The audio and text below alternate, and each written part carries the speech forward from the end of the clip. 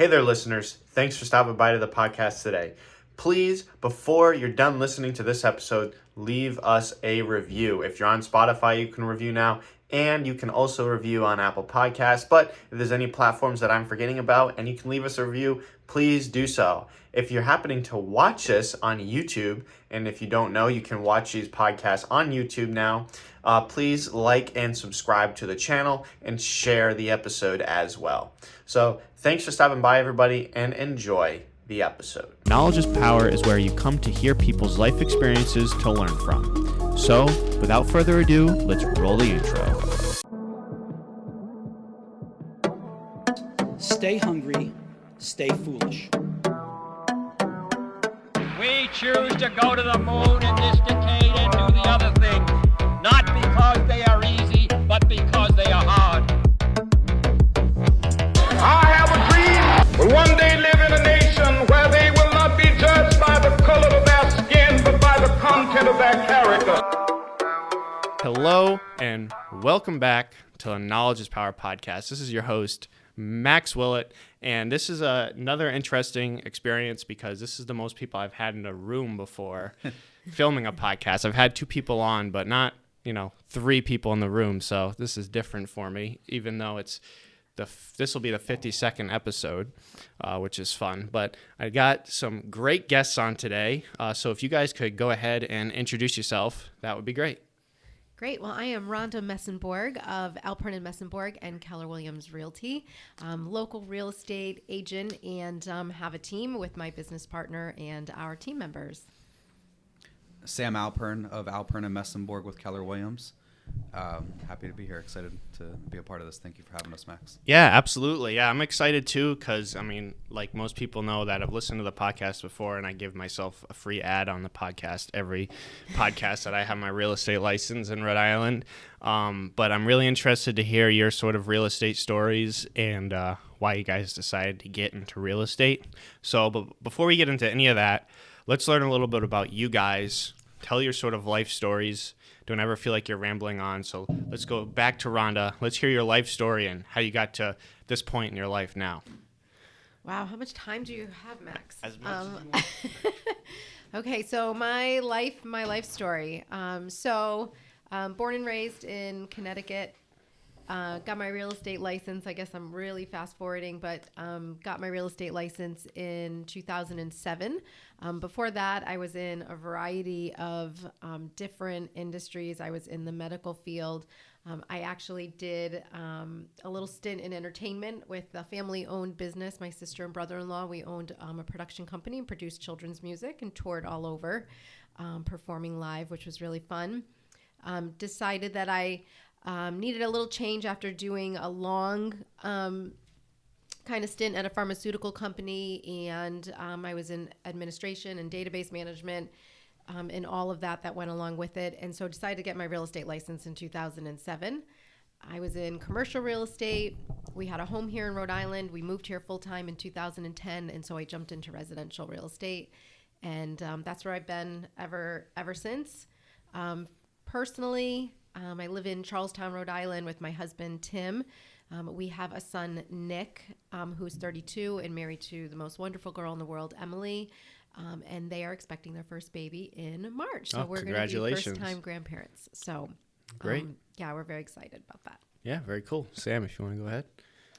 So I'm originally from New York. I went to the University of Rhode Island, worked with the men's basketball team there. Moved back to New York after graduating. I initially was looking at getting into the collegiate level of basketball coaching, and towards the end of my senior year, started to realize that the lifestyle that was required was not something that I was too thrilled by the prospects of having to move state to state basically each and every season and not having a ton of job security and whatnot. So was a bit lost around April of my graduating year. Ended up back in New York for a year. I was doing advertising. Good company over there. Had a couple of friends actually that worked at the same company as me. However, my fiance, Maria, is from East Greenwich, and apparently Rhode Islanders don't leave. Mm-hmm. So I had to make a decision on which was going to stick. Was it New York or was it the relationship? And I do not only love Maria, but I actually love Rhode Island a lot as well. The cost of living, being able to be 10 minutes from the beach, having Rhodey basketball 10 minutes from in the other direction from me. So decided to move back here a year after having graduated. I did recruitment for the management staff for nursing homes for about a year and a half. The first half of that being with a small company out of Providence. The second half of that having branched off and started doing that on my own. The problem was I felt strange pitching jobs to neighboring management people within roughly a 20-mile radius of the nursing home that I was calling on behalf of, without knowing really what it meant to work in a nursing home, or even really what the job was that I was pitching to somebody. Just never sat well with me of the type of day-to-day that I was having and interactions with people. So it was actually my mom that recommended that I look into real estate, and I honestly basically fell ass backwards into it. Started real estate 5.5, almost 6 years ago at this point, and haven't looked back since. Yeah, great. Well, I appreciate you sharing your stories. Yeah, in real estate, somebody told me one time, I was working with this person who said real estate is for people that don't know what they want to do with their lives, and that was really like the least driver thing I think I've ever heard. Because and I do respect this person, and I'm probably gonna make a clip of this and send it to him. But I remember him saying that, it just seems like all these real estate agents sort of didn't know what they wanted to do and went into real estate. Well, I mean, isn't that the case with everything? You really don't know what you want to do, and then you settle somewhere. So like, I don't know why he said that, but I remember that now that, I have my license, and I was thinking about getting it when I knew him. This is why he said that. And I was like, whatever. But it's definitely a very interesting career and industry, and I've only had my license since October, and I'm slowly beginning to realize that. Yeah. But I think first of all, I want to talk about what you've done in your real estate careers. I think that'd be a really good starting point. So when you guys first got your licenses, were you individual agents? Yeah. Started out as an individual agent for a number of years. I was in management too for a little bit long ago, and then got back into sales, and then decided to start a team after I was back in sales for a few years. Mm-hmm. And what about? For me, I actually had either been on a team or had a team of my own since day one, minus maybe a 6 to 8 week period when I had originally left the team that I was with for the first 2 years of my career. So day one, I wasn't even necessarily choosing which brokerage I wanted to work with. There was very much a team that I was not going to let not bring me on, essentially. I was aggressively going after the position that they had open, and it was a blessing to have joined that team and not do it on my own, because I was only 24. I'd been in Rhode Island at that point for about a year. I didn't have any friends that were looking to do real estate transactions at any point in the near future. And most of my friends from college, they all had moved back to wherever they had been throughout the Northeast, with only a handful of them being in Rhode Island. So I had to really create everything from scratch, and the guidance that I had from that team in the very beginning was extremely important to me. I do want to touch on something that you said, Max, though. I agree a lot of people get into real estate by accident maybe, and not knowing exactly what they want to do. And I do think there is a commonality between all of them, though. Yeah. They all know what they don't want to do. Yeah. And real estate is a path that allows them to stay away from all the things they don't want. Yeah. And it just happens to be an ecosystem that they can then figure out what is it that they do really want, while being able to, create what that looks like for themselves. It's a way, a lot of real estate podcasts talk about financial freedom, right? It's a way to achieve financial freedom where you're not working for anybody. You know what I mean? It's an interesting industry because you're working in an environment that's been around for a long time, or this quote unquote business for a long time, right? but you don't technically have a boss. Well, isn't it interesting? Everyone that gets into real estate wants to get away from having a boss, and instead you have 100 bosses that you work for each year in the form of clients. Yeah. Exactly. Yeah. But the good thing is, I mean, if you don't want to work with them, you can just not work with them. You know what I mean? Yeah, and people also get in thinking that they have all this freedom. Right? Yeah. They're like, I want that flexibility and that I want my schedule to be what I want it to Yeah. be. But yet, as a realtor, as a real estate agent, if you're running a team, a solo agent, you have to manage your time very well, and you do have to treat it. You have to put care and purpose into it and treat it. Otherwise, you're not going to reach that financial freedom. It all comes together, but you also have to run it like a business from the beginning too. And then the sky is really the limit. Absolutely. So for all of you that are completely lost and have no idea what a real estate team is, let's get into that, because there are rabbit holes in real estate that I'm also beginning to realize exist when it comes to the brokerages and then the teams and then all these different things that you get into. So we're all agents with Keller Williams Coastal Realty in Rhode Island, which is a brokerage who partnered with Keller Williams, a national brokerage, right? Yeah. And now you guys have a team. So explain what a team is at a real estate brokerage. So a real estate business is a business just like any other business out there. The easiest way, I think, to give an example of what a real estate team is comparative to what the average person may think of as a real estate agent is looking at a doctor's office. With a doctor's office, you have several different people that are all playing different roles, and then you may have a handful of doctors that are all working within that doctor's office as well.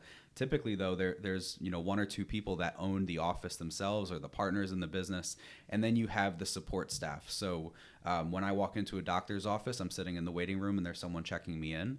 I have to give all of my medical insurance information. They're collecting everything. They're checking in with the doctor. About, an hour and a half later, I'm finally able to go into the door. And I then have one of the nurse practitioners that's helping to check my blood pressure. They're checking my height, my weight, tell me how much I gained over the last year. And then finally, I see the doctor for 10, 15 minutes to bang my knee with the little hammer, and then they're out. So, real estate team obviously I think has a higher level of care. Just by nature of the amount of emotion we're dealing with and the type of relationships we have with our clients. Yet it is also really similar in the fact that we have the support structure around us to allow us to focus on within our industry, that 10 to 15 minute increment. We each have basically our own hammer that we're banging within the real estate transaction. So being able to ensure that we are focusing on the most productive and highest level of responsibility items within a transaction to support our clients, rather than trying to do everything ourselves and be everywhere and everything at once. We instead bring in the individuals that are able to best support us and also pick up on our weaknesses. I'm not always the best person when it comes to managing a timeline. And during the periods of time that I have had to focus on that and I haven't had that support, was I doing it and doing it well? Yeah, absolutely. But in terms of a scalability of the business, that wouldn't have been something that would put me in my best situation for my clients to maximize everything for them, and also wouldn't have been sustainable long term if I was having to do it all. So that's what the support of a real estate team has allowed for myself as a business owner, for myself as an agent on a team prior to having a team of our own, and then for the clients, most importantly, of being able to make sure that your real estate agent and advisor is focusing on the right activities, and you have the other people around to support in the times that either they're not available, or in the avenues that they don't have to actually be doing 100% themselves. Yeah, very well said. Rhonda, would you agree with everything he's saying? And what made you want to switch from an individual agent to being on a team? Yeah, so I do. I agree with everything that Sam said. And the team it allows us to be able to provide our agents with support in their business, as Sam said, so then they can focus on their clients. So the reason that I started a team was, I started growing my sales business to the point where I needed leverage. And and a team can come in many forms. A team can be yourself and one administrator.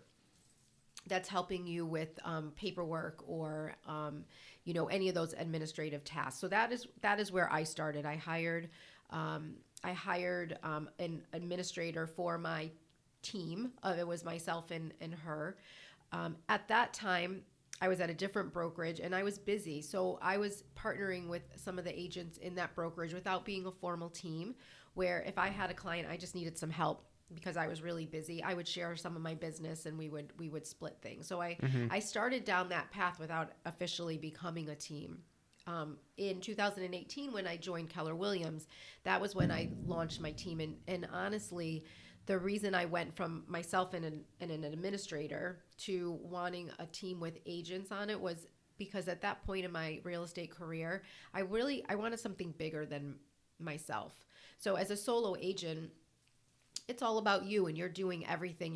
You're wearing every hat. There's not only are there only so many hours in the day, but as Sam had alluded to, at some point you're over capacity and you can't any longer service your clients to the highest level that they should be treated because you just don't have time, or you're just burning yourself out.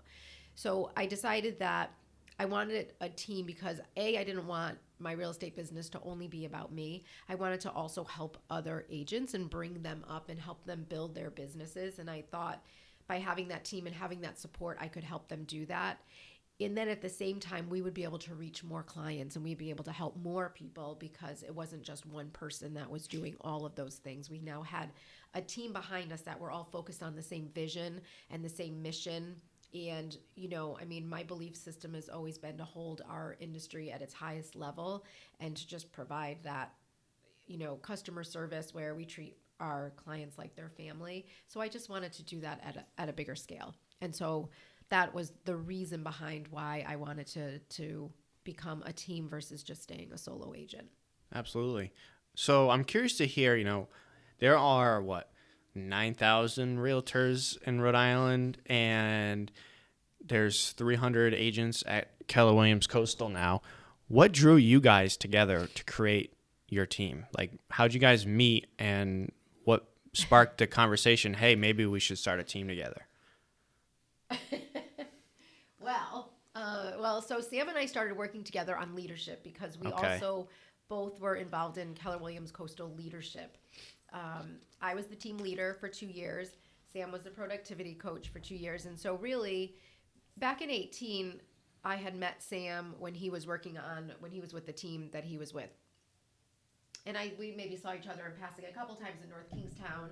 I didn't really know him that well. I just thought he was a really nice guy, but really didn't have the opportunity to get to know him that well. And then back in 2020, when I took the position of team leader and Sam came on as productivity coach, and we were spending time together every day through the leadership team, we just kind of got to know each other. And I had so much respect for Sam and who he was and how he ran his business and what he did for the agents in our market center. I mean, he's an amazing coach and mentor. And so every once in a while, we would just get together and talk about our teams because we were both in leadership. We were both trying to maintain our business and our teams, and we were trying to navigate that system, not being it back in doing real estate 100% of the time because we were focused on the market center as well. And we would just brainstorm together and mastermind together about what are you doing? What are you doing? How can we, can we help each other out? Can we be a resource for each other? And I think after 3 or 4 conversations, I think the light bulb went off where we were like, hey, maybe we should be talking about what it looks like just for us to truly partner up. And so then we went down that path. And at the end of the day, we thought it was a really good idea. Now, jumping into my mind, I thought I was a genius over there. Asking Rhonda, Rhonda's mentioning 3 or 4 conversations with the light bulb clicked. I was over there scheming and trying to. I knew Rhonda really needed boots on the ground for her sales business, and she didn't have any agents working alongside of her. She had an operations director and who's still with us, Shelly, and I proposed the idea of Rhonda running all of her sales through my team. Again, thinking I was a genius, and I just picked up 40 transactions a year by bringing that concept to Rhonda. And a week later, Rhonda comes back and says, yeah, we should look at partnering. I'm like, what are you talking about, partner? No, I want your business. Give your business to me. So yes, then from there, and we previously had always been collaborating and absolutely working closely together on leadership and being able to bounce ideas off of each other for our, at the time, separate sales businesses. Eventually, I came up with the idea of asking that question of servicing her business, and then she threw me the curveball, and my knees definitely buckled as a baseball player would, with a curveball coming right at your head. So it ended up being a great decision, and I knew that within maybe at the very most 2 weeks of us formally having partnered together, probably really prior to our financial partnership launching. They took maybe about a month to get all the pieces in order on the back end to make sure that the structure was all there. But within those first 2 weeks of putting the structure together, I knew it was definitely the right decision. It did take some time for me to let my ego down a little bit, because I thought I just picked up all this business for myself, and now all of a sudden I have a 50-50 partner. But it's absolutely been a blessing. Isn't that the way? It's the typical, female version, male version of how a relationship starts. I'm like, Sam and I just decided that we should be great partners, and Sam's like, I just kind of wanted her business, and then she asked me to be her partner. Yeah, it's like the typical story. Yeah, could you explain the process of creating a team on the back end and sort of how that whole process works? I'm curious to hear that. Do you mean in terms of that month period that we were creating the structure? Yeah, or so do you mean leading up to that? Yeah, I mean, when I created my 3D printing business, I had to incorporate the business. I set up a web, all that stuff. So what did you guys do? What were the pieces you had to put together to create this team? Good question. That's a great question. I think it's probably pretty similar. We have an LLC, Alpern Mesenbourg LLC. Yep. Our licenses had already been with Keller Williams Coastal. We did have to figure out what the name was going to be, because previously... whose name goes first? Well, I've actually been thinking about this lately. I don't know exactly why, but this whole thing has popped in my head within the last couple of weeks. I never want to come across ego-driven. I know I mentioned ego in terms of approaching Rhonda about running her business through mine, but I think Rhonda may be, whether it be subconscious or not, she must have picked up on the fact that I wouldn't put my name first. And I told Rhonda, I thought Mesenbourg and Alphern just sounded weird. It sounded weird having my last name, ending what the name would be. So I was lost. I was trying to come up with what could be another name, because I'm not going to go walk up to someone and say, hey, my name should be first.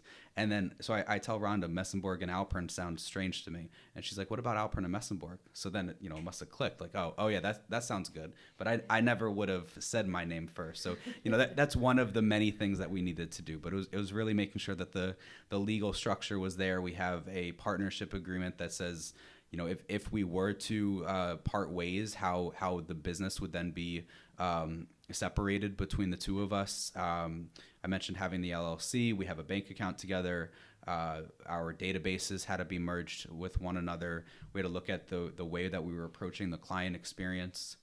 We had to merge our two organizations themselves in terms of the people together. So Rhonda had Shelly on the operations side, and then I had Brendan and Jess on the agent side.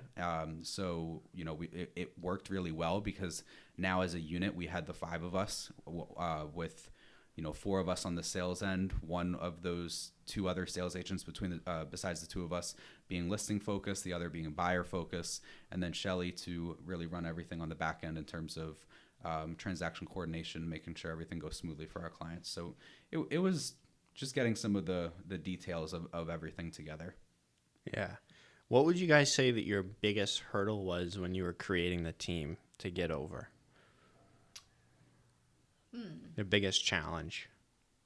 I think it was, and I don't think it was a challenge where we had to try to come together. I think it was a challenge of we had so many ideas in our brain of what we wanted to do, and we could see the vision of our team and where we were going. And I think it was Just make sure you're closer to the mic. Oh. Yeah, sorry about that. I think that it was getting those ideas out of our brains and onto paper, and then systematically going through them and not trying to do everything all at once, because there were so many things that we wanted to do, and we had such great ideas, and we had ways we wanted to treat our clients and what we wanted to do for our clients and what we wanted to do for our agents, not just our clients, but for our agents as well. And then it was like, okay, well, how do we accomplish all of these things? Because it was a lot. So I mean, for me, I think that was probably one of our biggest challenges, was just figuring out what are those systems, what do they look like, and how do we get them, how do we implement them? Mm-hmm. Yeah, definitely. And you know, we're a year and a half almost into this partnership, and there's still some of those challenges, you know, each day, and making sure that we're not trying to take on too much at once, and that we are communicating everything effectively, making sure that what's in our head is actually happening on a day-to-day basis, and having it be something that's replicable, scalable. That way, as we're having one client refer us somebody else within their network, they are expecting a certain type of experience to be delivered, and we need to make sure that we are delivering on that. I don't want the experience that someone decided to refer someone else to then look completely different. And if it does, it's only because we've made it worlds better at that point. So that's going to be, you know, forever, for the entirety of our business, something that's ongoing, because we do want to push the envelope of what the level of service looks like and value that you're receiving from a real estate agent. And like Rhonda mentioned, being able to uplift the perception of the community as a whole, because it's not strong, to be honest.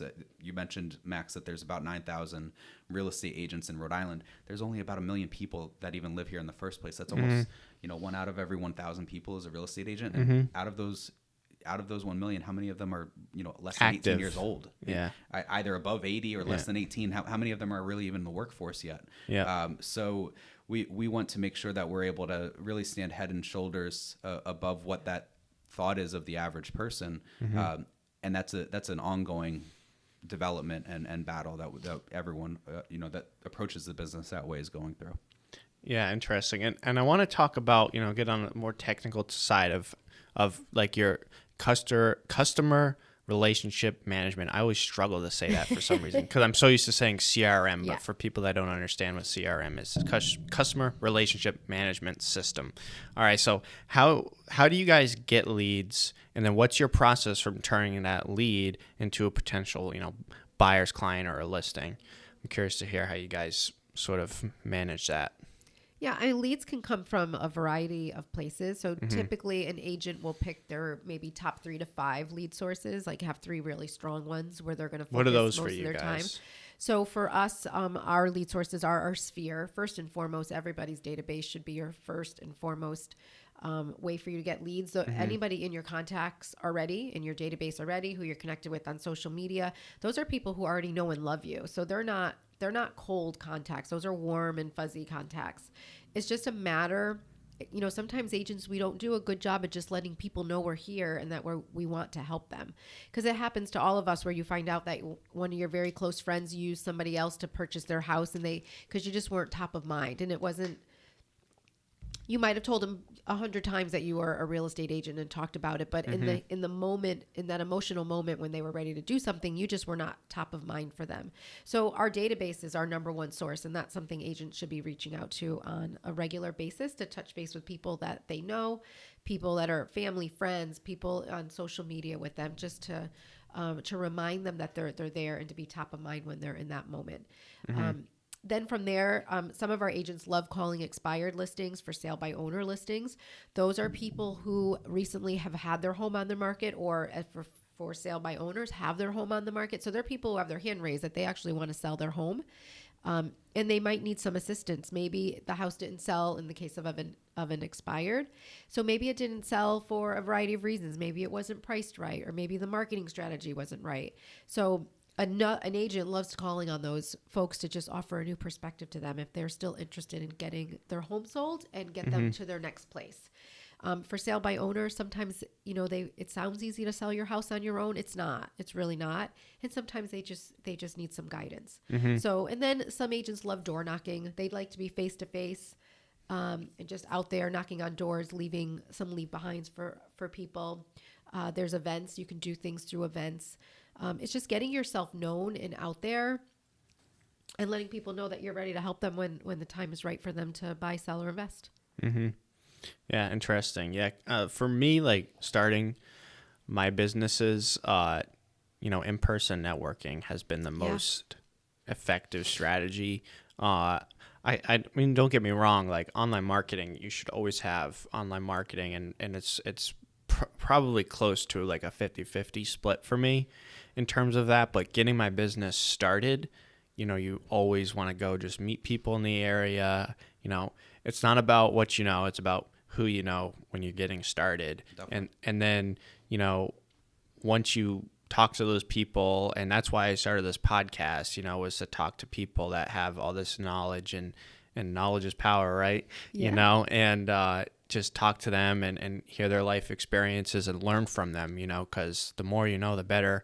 And then, what's funny is the past few weeks, the saying that has came up the most is you don't know what you don't know. Right, which sounds stupid, like on the surface, like sounds like a dumb saying on the surface. But when you really actually think about it, you truly don't know what you don't know, right? It's a simple saying, but it makes a lot of sense when you think about it. You know what I mean? So from my perspective, yeah, you're 100% right. Your sphere, the people that you already know, that's your most important, circle to keep in touch with and always communicate. And that's where you'll get most of your business, I think. But, you should, just because you're having success and a lot of people do this, I feel you're having success using one tactic and then you drop the ball on the other ones, right? So eventually when that dries out, and it will, or you get business over 6 months and then you won't get business again for another 6 months or 8 months or whatever. So what are you going to do for those 6 months? Well, you should have been, not putting all your time and money into those other resources like online Google ads or Facebook or Instagram or whatever it is. You should have been, putting small amounts into it just so that it's existing. And then once it's time to maybe put a little bit more resources into it, you know what I mean? Sort of curate it like that. So I guess that sort of leads into my next question is, what have you guys been doing on the online aspect of your business? How have you guys been marketing your team in that aspect, on the online portion? So we brought Max, my brother, over to join us. Shout out to Max. Yeah, he's just sitting here. Over behind the camera right now. Yeah, behind the camera. He joined us June of last year, and probably around September or so started to spearhead everything for us on the social media aspect of our business, mainly video.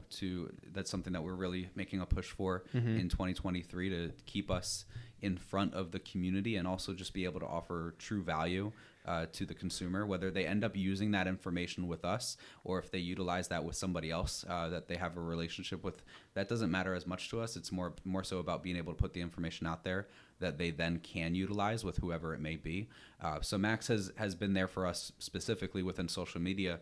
Other things digital related, we just moved over to a new CRM system called Brivity, and Brivity is basically an all-in-one solution for our real estate business to include CRM and also something such as our website, being able to market to our current database of relationships, being able to bring in new relationships and drive traffic to our website, drive traffic to our listings that we have to be able to create up new buyer opportunities for our sellers, be able to create seller opportunities for our buyers of, targeting specific areas to showcase that we have clients that are looking for a certain property that maybe doesn't exist right now on the multiple listing service. So Brivity has been a huge tool for us that we adopted within the last 2 months and are constantly learning more and more about each day. But it really is allowing us to broaden the horizons of what we can do digitally, whether that be through social media or just through our website, and being able to have the advantages of some of those major search engines that are out there that people would typically think of. Now Alpern has all of those same advantages. We have an app that people can look at homes through, and the best thing about it is that we are able to communicate directly with our clients. So, some of those other search engines, when someone puts in an inquiry for a property, they're just getting some random person. and that doesn't mean not a real estate agent. Sometimes it isn't a real estate agent to begin with, but it doesn't mean that it's, someone that doesn't know the business. However, it's not necessarily someone that they want to be working with. It's not someone that they're already working with. So for us, through adopting Brivity is allowing our clients to look at properties all through New England, any of the areas that we may be working with them. And if they have a question on a property or if they want to schedule a showing, they're able to communicate directly with us through our app, through our website, and everything is with their agent, whether it be myself or Rhonda or one of the other agents on our team. Everything is really personalized to that individual, which makes the whole transaction and search process a lot more streamlined for the end user. Along with us, now we started sending out market reports that every single month our clients are going to just be able to stay up to date on what's happening within their neighborhood and be able to keep a pulse on the market and what the rough range of value may be for their property, so they can always gauge what their equity is in the home, especially from a wealth building perspective. I know for me and Rhonda, that's something we're really passionate about, is being able to help people build wealth through real estate, and just being able to keep an idea of what is my home worth without always having to look on third-party sites or having to have a conversation with somebody every single month about it. They're able to just stay up to date and have a rough guesstimate on what it's looking like based on homes around them. And those are things now that are able to happen on an everyday basis. And just like with our app and our website, if they have questions after the market report, they're able to speak directly to us. And it just makes for a much more streamlined experience for us as agents and for the consumer as a client. Yeah. So I was just thinking of this, I want to educate listeners who maybe aren't realtors, who are really unsure about the process of buying a house or selling their house. I really just want to, let's just get down to the basics, right? So let's start off, let's say you're looking to buy a house, right? Let's say they're living in an apartment right now and they want to go buy a house and start a family, whatever. So I obviously I haven't been through that process yet personally, still looking for that first deal to get done. But obviously you guys have done a lot of deals over the years. So explain, somebody's looking to buy a house, what the process is. Let's start from the very beginning. Whoever wants to. So the first thing that they should do for anyone that is looking to buy a home is talk to a lender. So that way you know how much home you can afford and what payment you're comfortable with. Because as a realtor, we want to make sure that we're showing you homes that are going to be realistic for you to purchase, right? So we want to make sure we want to work with your lender. We all become a team together to get that buyer from the starting line to the finish line. So by having a conversation with a lender, they'll know what their buying power is. They'll know what their comfortable payment is, because they may be pre-approved at a higher level, but they don't want to pay that monthly payment. So we want to make sure that what they're comfortable paying that's the range that we're looking in. And so once they do that, then we can sit down with them and talk with them about what they're looking for, where they want to be, what's important to them in a new home, what maybe is what are the things like the must-haves, and then what are things that are nice to have, but if the house doesn't have it, it's okay. So we want to have a long conversation with them and ask them lots of questions so we understand exactly what they're looking for, what their time frame is, and how we can best help them. And then from there, we're going to start building up a search and start suggesting homes that they can look at. If they find something, as Sam said, through our website, through our app, they can reach out to us, make sure we get them in there. When the time comes, they find the house that they want to put an offer in. Our team will handle all of that paperwork for them. So we will sit down, go over the forms, and make sure they understand them. We'll help them fill them out. We'll guide them through that entire process. We'll negotiate for their best interest on their behalf. With the other agent, if there's a listing agent on the other side. And then once they're under contract, we're going to guide them through inspections and through their title search and through all of the components that go into buying a home. But we're going to be there every step of the way. So that way we're just going to chunk it down, and we're just going to be there to provide guidance, to serve their best interest, and just give them data about, things, every transaction, things come up. And so I always say to my clients, I know Sam's the same way, that, you know what, things are going to come up and we're going to talk about it. And then we're going to decide what the best thing for you to do is. And then if it's just a little speed bump, we're going to step over it. If we need to go in a different direction, we're going to be here to do that too.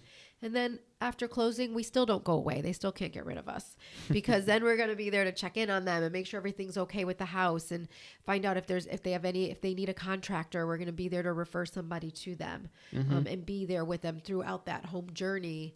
And then down the road, maybe things change and they need to move, or they want a bigger house, or they want a smaller house, and we're going to be there.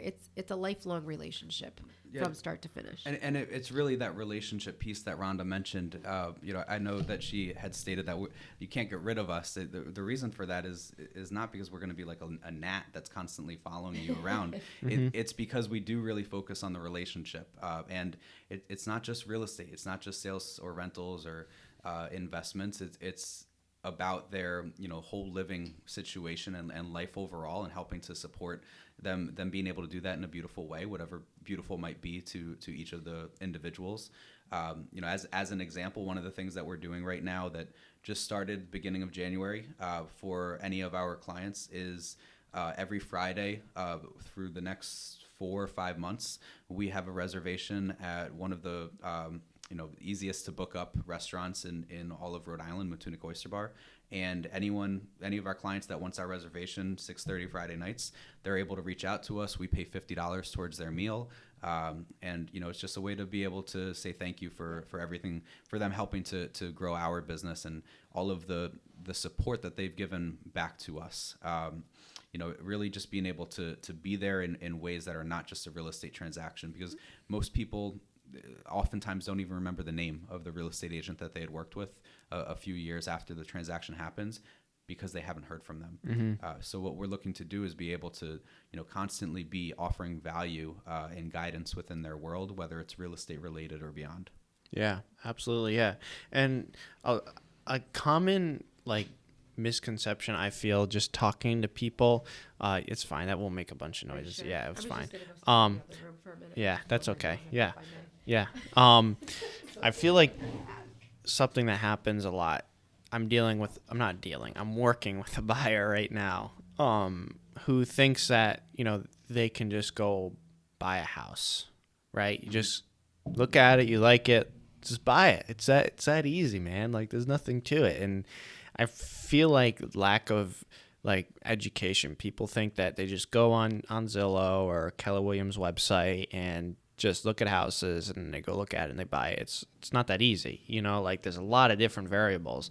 It's not like when you're buying a car, sure, the brakes might need, new brakes on the car, but that's not like there being a lien on a house or, one of the things about real estate, and this is why we care so much about uplifting the perspective and perception of real estate agents out there in the world.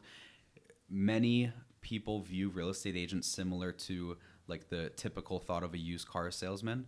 The difference between cars and homes is that a car, you can go buy that same car from a different dealership. If I have a Hyundai Tucson, if I want to go buy a Hyundai Tucson, Hyundais are great. I can go to any number of different car dealerships throughout all of New England. I go drive an hour. I did drive an hour to pick up my car from Connecticut, and I live in Southern Rhode Island. I did that because I got the best deal for that same exact car, the color, the model, the make that I wanted. I can't do that with a house. If I want to live in downtown Wakefield and I want to have a colonial home that has at least 1,500 square feet, has a nice yard, has 3+ bedrooms and 2 bathrooms, I can't just do that anywhere. I have to do that in downtown Wakefield with a colonial that has at least 3 bedrooms and 2 bathrooms with a nice yard. I can't go do that over in Richmond because I don't want to be in Richmond. Cars is so much different. I can go find that car anywhere. Yeah. That houses, though, I can't go buy the house next door and have it be the exact same house. I started learning when I was looking at properties for myself how much of a factor lighting is when it comes to a property. Where does the backyard face? Where does the kitchen face? Where's your bedroom facing for the light? And I must have looked at least 50 different properties, and we found the house that met not all of our criteria, but all of the critical pieces of our criteria. And the things that it didn't hit, we either could change or live without over time. you can't do that with a car. I mean, Yeah. even with a car, if I want a Hyundai Tucson and I decide I want to get a Nissan Rogue instead, it's still really similar. But you can't do that with properties. And that's why there's so many more intricacies that happen within a real estate transaction and within just the whole process of this is where I'm going to raise my family or this is where I'm going to be laying my head each night. It's a much, much different process. And you have to treat it as such in many ways. Yeah. I'm curious to hear that, so a realtor looking for a house. Did you ever find yourself when you were house searching, acting like a buyer? Like, did you yourself remind me of a buyer? Okay, let me start over. Did you remind yourself of a buyer that you worked with when you were going to look at a house and you're like, oh, why did I just say that? I'm acting like the buyer that I was complaining about working with. To be honest, Max, I was my first buyer client, my fiance and I was probably my worst buyer client. Reason for that is because we looked at so many homes. Yeah. We knew that we wanted to be in Southern Rhode Island. We had been living in West Warwick at the time, and we wanted to be closer to the beach. And we felt that we wanted to live around downtown Wakefield, walking distance to Main Street. However, we were looking at properties in Richmond, in Westerly, in Newport. We started looking all over Southern Rhode Island. And it took us a while to figure out that we wanted to be in one very specific area that has incredibly low inventory and that there's maybe one house each month if we're lucky that hits the market that has 50 other people that are looking for that same property. So I was definitely, in hindsight, my worst buyer client because I made myself look at so many different homes. Now the advantage for me, because I was not my first client, I had done many listings for sellers at that point.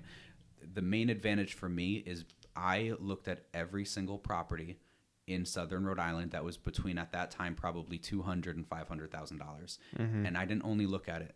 I walked inside of it and I ran comps because I was getting so frustrated that we weren't finding something after 5.5 months of searching that I was running comps on every single property that hit the market to see, is there something that I'm missing here? Is this maybe a good value and we should just bite the bullet?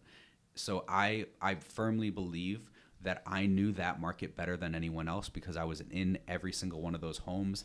I ran the numbers on every one of those homes. I studied each and every one of those homes because I was trying to make it work for myself and it just wasn't. And then when the time came that I saw something and knew, in my opinion, it was priced about $25,000 too low, it was in the exact location that we wanted to be in, and I knew there were going to be other people that were going to be hungry for it. The property hit the market at about 12 o'clock. I was in there by 5. And by 8 o'clock, we had a verbal agreement on the property. So I told Maria that, listen, we can go home, but if we wake up tomorrow and we don't have this under contract, someone else is going to buy it. So, I know at the time she felt she doesn't like pressure and there was way too much urgency for her. She got, pretty frustrated with me at the time. But I was definitely right. And we were able to buy that house at a very good price, quite honestly, pretty under our original budget.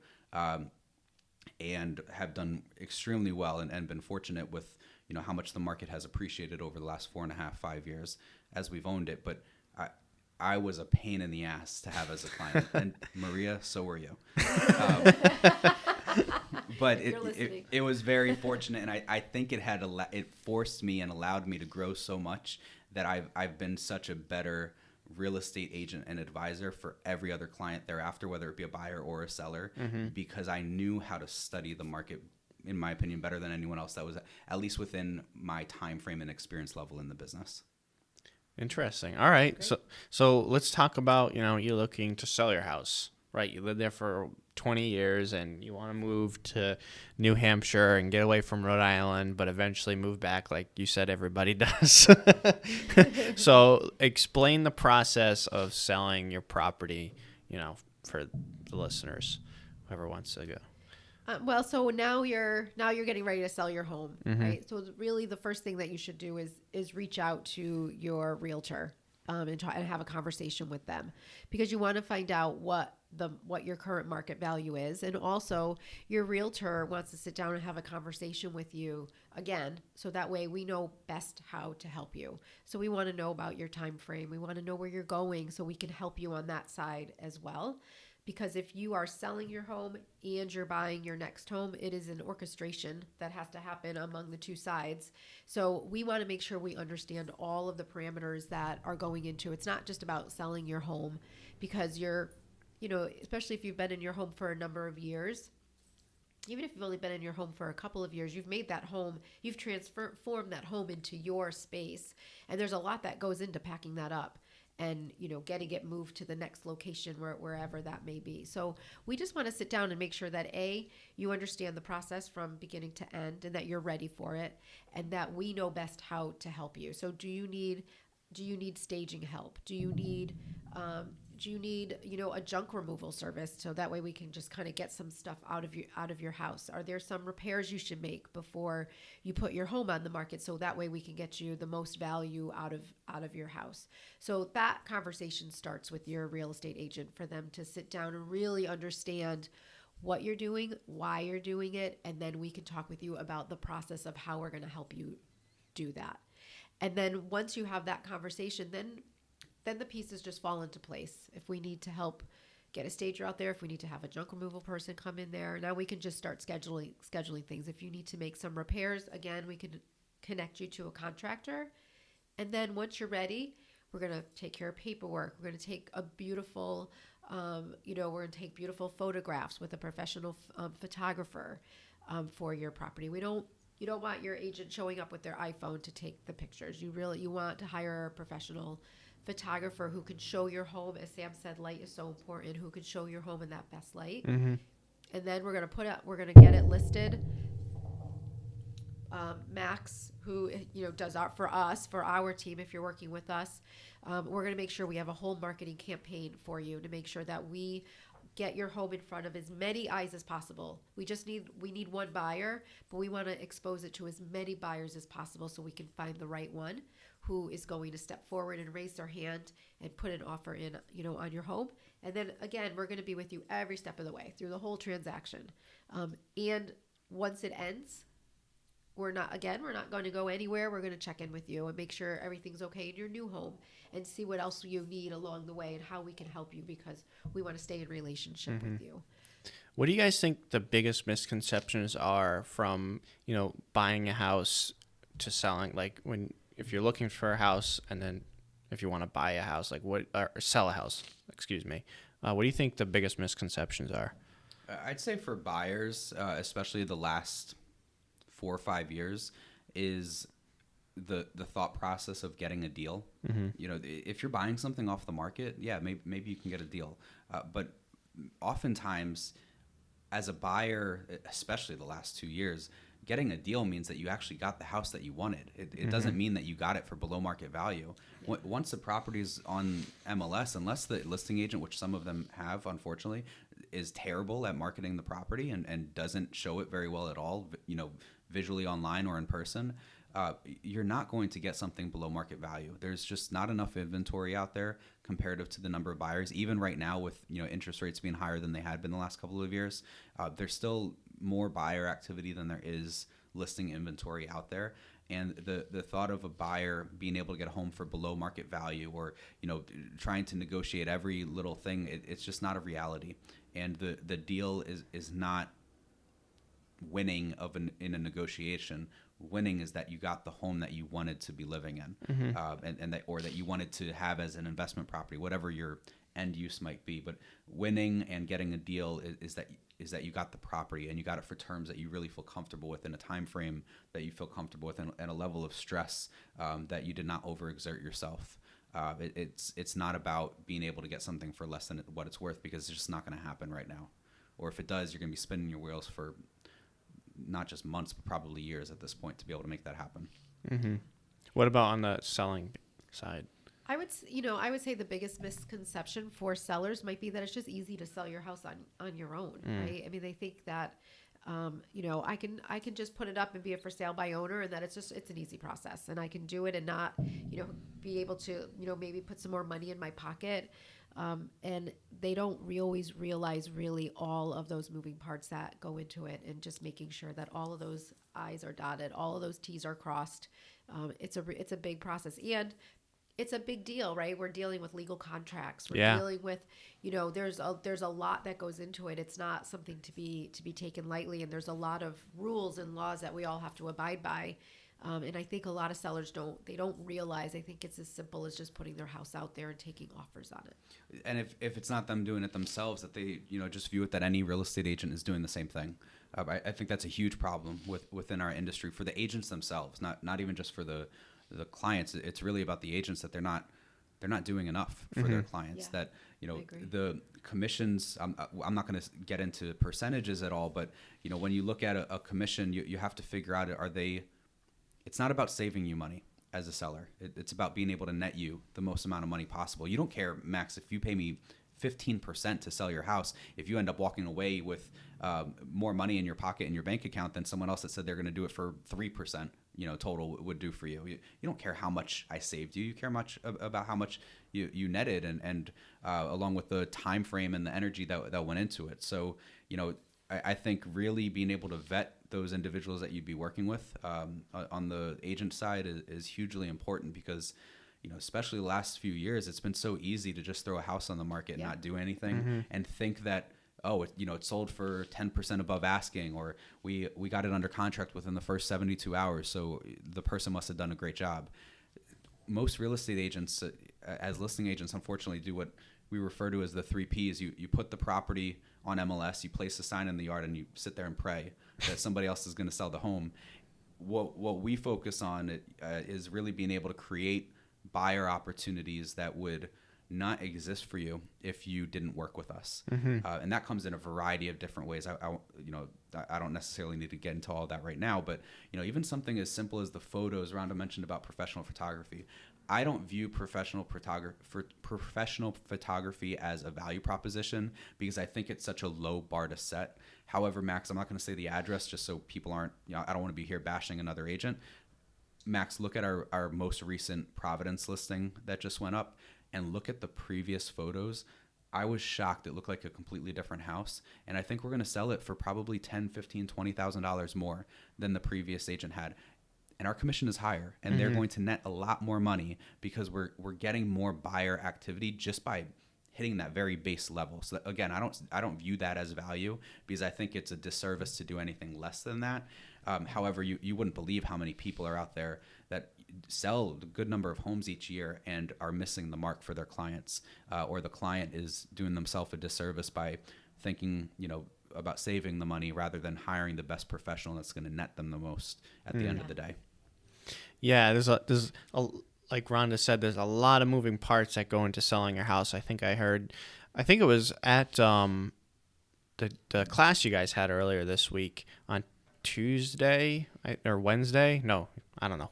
Earlier this week, about starting a team, and there's 150 point checklist. If you're listing a house that you have to go through, and that's not something that I'm sure there's definitely people that exist out there that can sell their house, by themselves. They exist. They've done it. Past realtors or contractors. I met a contractor who has 30 properties, right?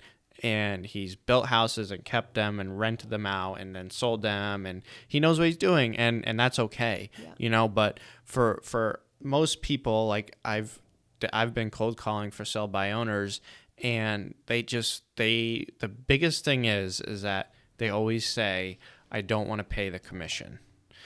And like you guys said, well, okay, you might not have to pay that commission, but you're not going to get as much for the house, right? Because you go up there and you try to sell your house and you put 6 photos of a 1,500 square foot house, and you make the house look like it's 300 square feet. You know what I mean? Like you said, like the pictures, like it makes the house look different. Like when I went and talked to somebody and I looked at the pictures on Zillow, and then I went to the actual property, I'm like, it's a different house. Yeah. Like you can't get a feel for the layout, and the pictures. I mean, you're right. It's good to have that standard, but like that's the biggest thing is the marketing and the pictures, and you just don't get a feel for the house, and that will dissuade a lot of potential buyers. Well, most buyers start their search online. Yeah. So they're the first thing they're seeing is what your home's presence online is. That's Absolutely. how they're making the decision, even if they're going to make the phone call to go and schedule a showing to go look at it in person. So and you want to make sure it looks. You don't want your photos to be, over exaggerating what's there, but you want them to show the features of the home that are there that are going to draw the buyers to your home. And you need to do that with a professional. Everybody should do what they are an expert in that field. And that's your Absolutely. photographer. Well, and let's also look at all the costs that are affiliated with selling a home, especially on your own, that don't show up on a closing disclosure. When you are doing for sale by owner, you're having to take time off work, or you're taking sick days or vacation days, whatever it might be. You're having to step away from whatever your day-to-day is, that may then be costing you money in that field. And at the very least, it's costing you the monetary value of that time off, because that's valuable in more of a corporate setting. You might only have 2 weeks off a year. If you're having to spend those 2 weeks showing your house, instead you may have wanted to gain experiences of a certain vacation, or just time away with your by yourself or with your family that you won't now have access to. Or if you have, maybe you're not taking any time off and you're telling everybody that you can only show it on the weekend. Well, what about the buyers that only could look during the week, and they only could look during the day, and maybe you were doing evens but they had to do the day? Or you have a buyer that wanted to get into your property. You said we can't show the property until after 5:30 p.m. and we can do any night and any weekend, but only after 5:30 if it's during the week. Well, and now that buyer went into one of your neighbor's homes, and they went there at 11:30 this morning, and they never even walked in your door because you didn't get them in there in time. That doesn't happen when you're working with a real estate agent. Now, you might not be paying whatever percentage on a commission to a listing agent, or maybe even sometimes to a buyer's agent, but there has to be a level of security there for you that you're now missing out on. If it's not just the security, it's other financial incentives or the stress of it all. Even the fact that when I'm a buyer, I don't even necessarily even like when I'm a buyer when the listing agent is showing me around the home. I like when they're around to answer questions, but I don't want to walk into that homeowner's house. I want to walk into my house. It's just that I don't own it yet. And when I have the seller tell me everything about all their memories, and they did, this and that and X, Y, Z to the property, and they've lived there for, however many years, and so proud of themselves for fixing a leak in the sink 2 years ago. I'm not seeing my home. I'm seeing their home. I'm seeing their memories. And it can be really overbearing, and just make it that I could have fallen in love with that property if I was allowed the distance and the neutrality to have that type of experience when walking in the door. And if either your agent or you yourself as your representative are not creating that environment for the other party, then it's not possible. And that is costing you money, whether you look at it as a form of a commission or not. Yeah. Yeah. All right. So I want to shift into, the whole market. I want to hear your guys' analysis on the current real estate market. I know it's a really broad statement, but, things are changing. The economy is changing. What is your guys' take on the current real estate market?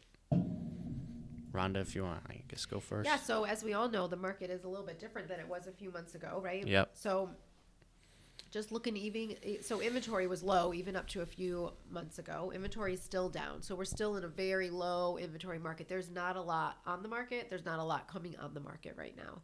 We're also in the dead of winter. So hopefully as we head towards spring, that's going to loosen up a little. But if we're talking about the market of today, we're still dealing with very, very low inventory right now. Interest rates are they're fluctuating a little bit. I just got some rates today, and they were at 5.75 for a 30-year fixed. There's some good loan programs out there. They just announced, right? Our Rhode Island Housing just announced the $17,500 incentive that they're offering to first-time home buyers. So that's really exciting. I just had one of our first-time home buyers under contract today be able to shift their mortgage into using that program. So they're going to get that money, and it's money they don't have to pay back, which is amazing. So that's going on in the market right now. And, now we're also dealing with home prices that, home prices have not taken a crash down or have fallen yet. They're starting to maybe just level off a little bit. Though some markets, some price points, there's still multiple offers on homes and they're still selling over asking. Other homes are sitting on the market a little longer. We're seeing days on market go up. Mm-hmm. I think for me, the market happens around us. The market that, as agents, we don't have any control over the market. We don't have any control over interest rates. We don't have any control over the market per se. We can talk to our clients about bringing inventory onto the market, right? We could do our part in talking to people when they're ready to sell and get them to bring some inventory. We can control opportunities for our buyers by maybe finding off-market listings for them, working our circle prospecting, working our sphere. So there's certain things in the market that as agents we can control. There's certain things that we can't. So as we navigate through this market as agents, we have to really just look at the things that we can control and take stock and understand what's going on in the market. So again, we can advise our clients and say, this is where interest rates are at the moment. Connect them with the lender, so then that way the lender can tell them specifically what that means for them.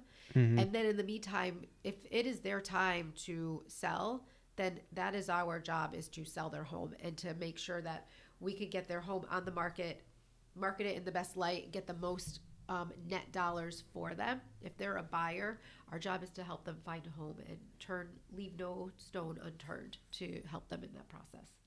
Absolutely. Yeah, great. Well, it is going a little over an hour now, so I want to start finishing up with this final question, and you both can answer it individually. So I end every podcast with this question.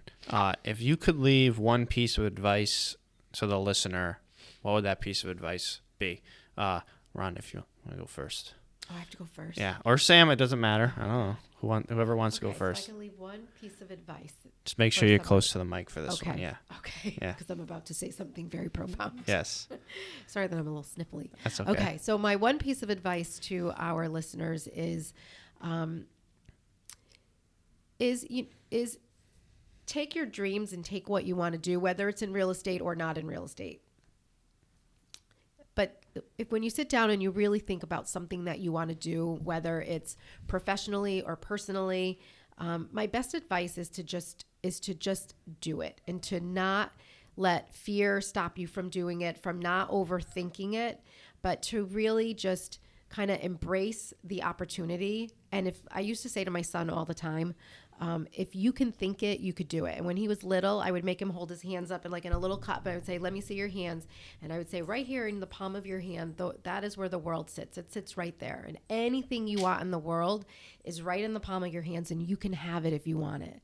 And so that's my advice, is that if you can think it and if you can imagine that world sitting in your palm, then go and get it, and don't let anything stop you from doing it. There's resources, there's people there who will support you and help you and love you through the whole process.